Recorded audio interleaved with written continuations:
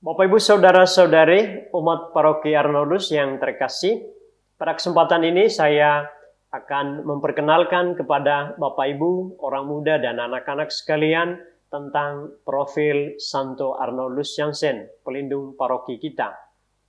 Arnoldus Jansen lahir pada tanggal 5 November tahun 1837. Anak kedua dari 11 bersaudara ini lahir di kota kecil bernama Goch yang berada di dataran Rhine, dekat perbatasan Jerman dan Belanda.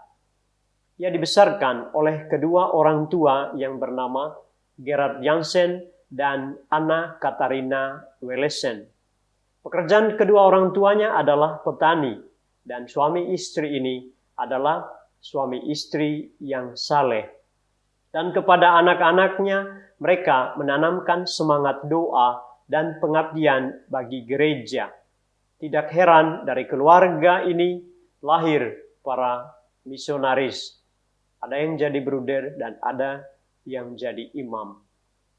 Arnoldus Jansen melaksanakan pendidikan dasarnya di kota kelahirannya di kota Goch. Lalu kemudian masuk seminari Collegium Borromeum pada tahun 1855.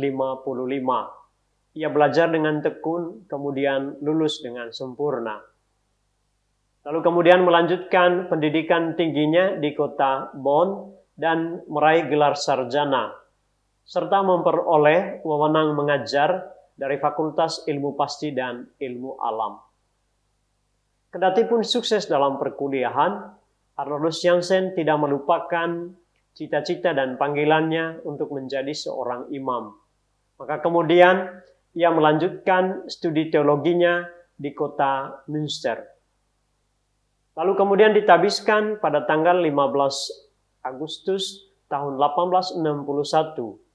Dan sehari kemudian tanggal 17 Agustus tahun 1861 ia merayakan misa pertama dan ia memberkati kedua orang tuanya dengan khusyuk dan meriah.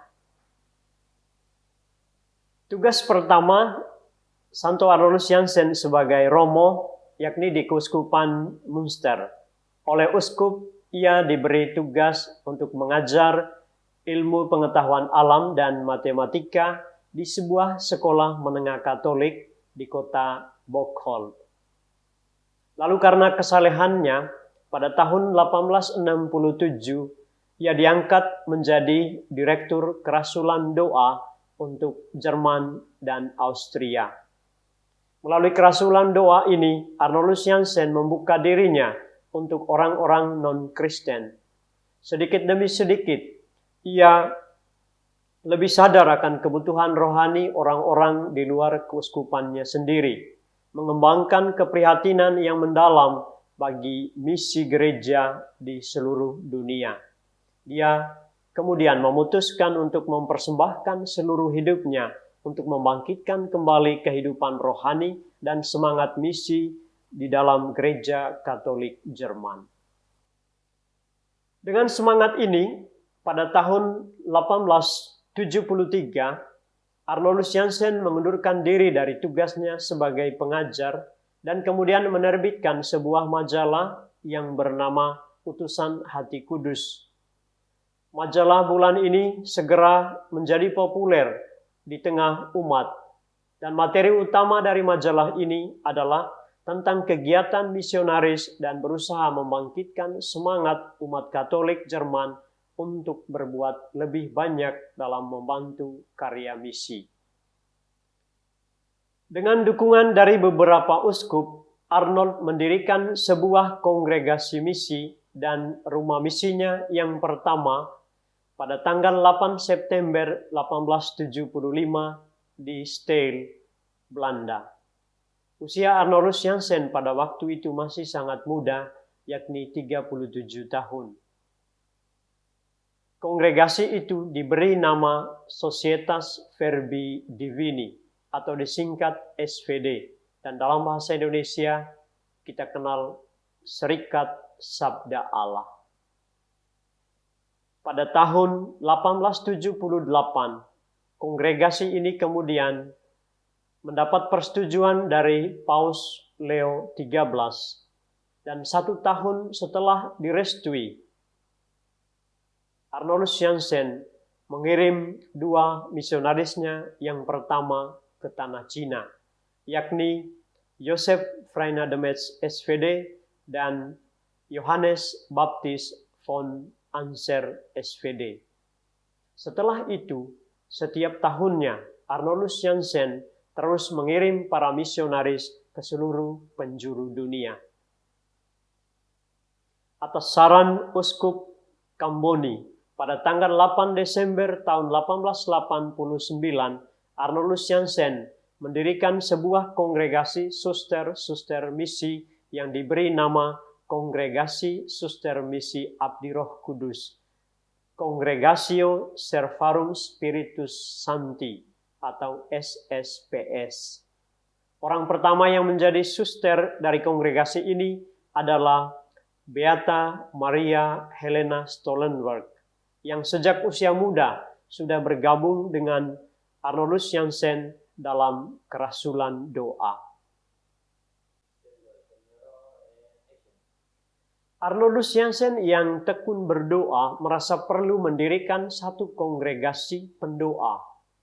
Maka pada tahun 1896, ia memilih beberapa orang dari para suster SSPS untuk membentuk sebuah kelompok khusus para suster kontemplatif yang dikenal sebagai Kongregasi Suster Abdi Roh Kudus Adorasi Abadi, Congregatio Servarum Spiritus Sancti de Adorationem Perpetua, SSPS AP.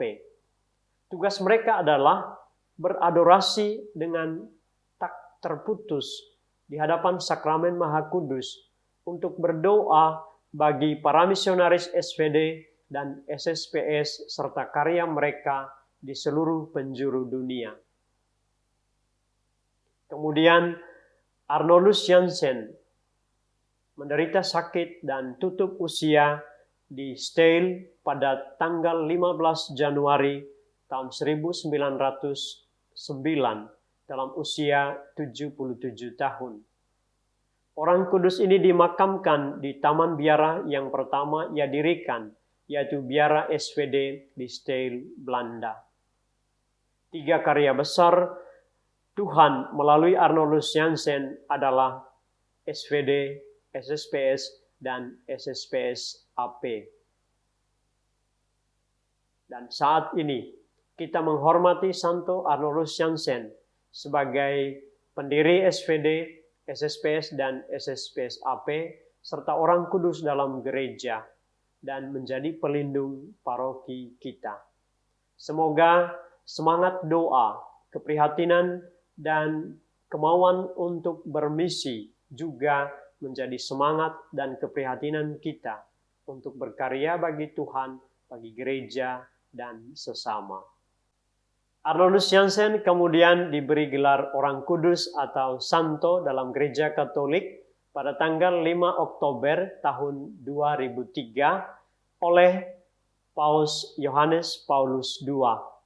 Ia diberi gelar kudus bersama misionaris pertama Santo Joseph Freina de Metz.